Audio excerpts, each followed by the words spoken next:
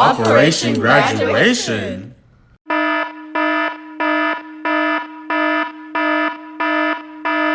white people say.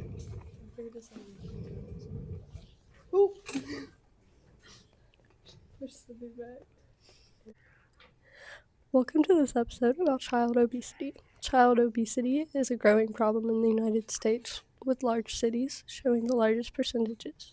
Through research, poverty can be tied into part of this problem. In this episode, we will explore many sources that support the idea that poverty and childhood obesity are closely related.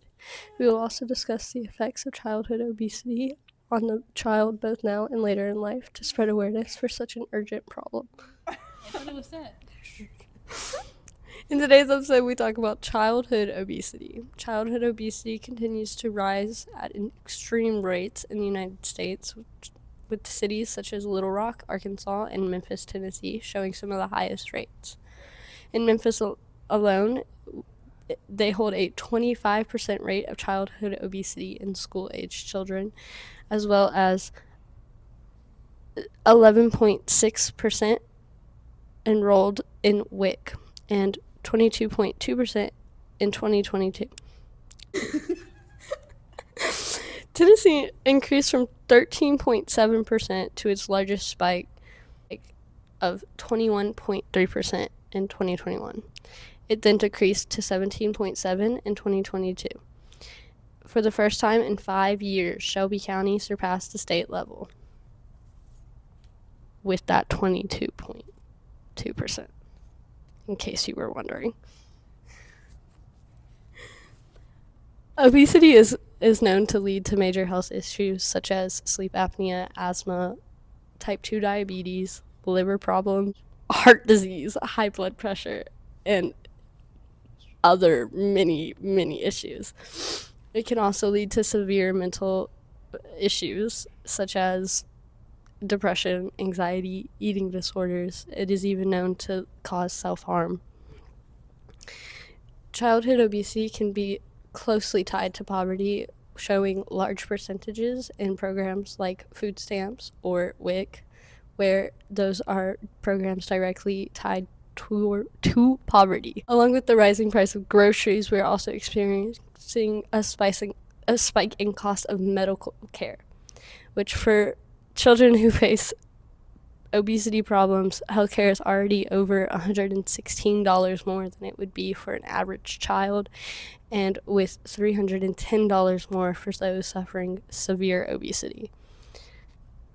There's many researchers constantly proving that obesity is a problem that states and cities are failing to combat. Obesity heavily impacts people of color, specifically with Black girls holding a rate of 30.8% in the United States, and Hispanic males holding a 29.3% rate. Yeah, I think that. Discussion time. I say discussion time. All right, bet. So, what exactly defines someone as obese? Obtuse. Obesity can be defined as having too much body fat, and it is also defined as a chronic and complex disease. That's a very great question, Carry on. Thank you. What about poverty? What defines someone as being broke as hell? Poverty is often defined by the Census Bureau. It's based on income, family size, and the age of family members. So if you're not making enough to sustain the age and amount of children you have, you're broke, and you are defined as below the poverty line. Great questions, Carry on. You did a great job there. So what would you say are the major health concerns surrounding childhood obesity? Some of those major health concerns, as I previously brought up, are type 2 diabetes and high blood pressure. You also have heart problems that come from it, and joint pain, sleep apnea, a lot of different things that just cause serious health issues. They are serious health issues, but it can also cause just trouble living. It severely impacts the way of life. Okay. And you also went into this a little bit already, but could you talk more about the mental effects? Like, how does childhood obesity impact? Yeah. Yes. That's a great question, actually. So children with obesity are a lot more likely to become severely depressed and anxious early on in life, but also as they continue to grow, it can cause a lot of self-image issues, and they can see themselves very differently. This creates a lot of trouble, especially when they're in high school, where judgment is a huge issue. And this can be very dangerous for some teens and some families, as you know, it's not a very easy topic to battle. Yeah. Like, continuing on with that, like, with going into high school and everything and being below the poverty line, why would it have a huge effect on the teen's mental health being below the poverty line? I think that's a very good question, actually.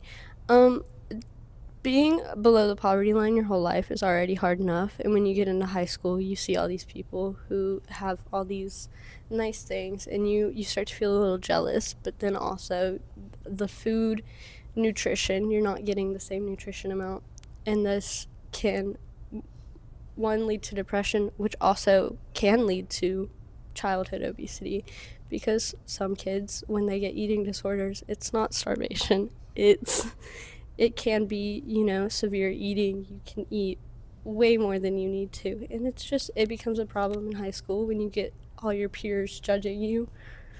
It was a very good question. So poverty contributes to this by, like, not letting the teen, like, be able to, like, not only express themselves as much, but also not get what, like, they really need.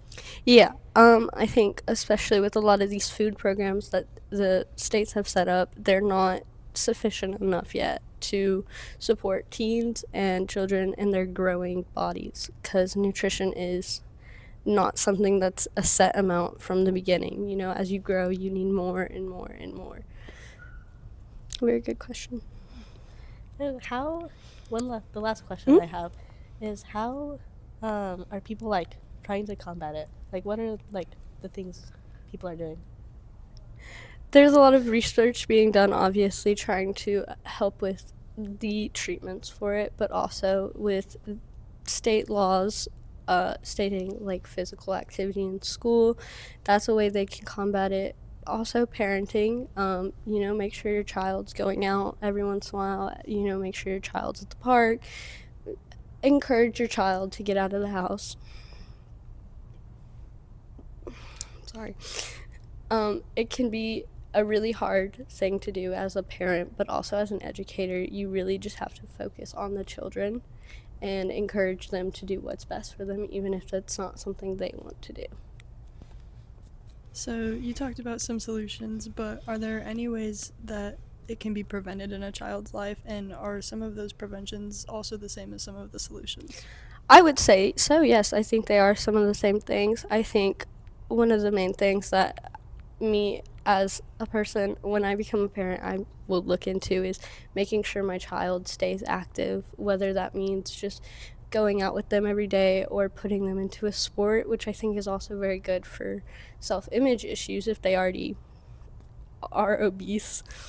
But also, making sure their nutrition levels are correct, even if that means sometimes, you have to spend a little more than what you can just to make sure that they are healthy, because at the end of the day, the priority is overall the children. Any other questions? Thank you, guys. This is a great episode.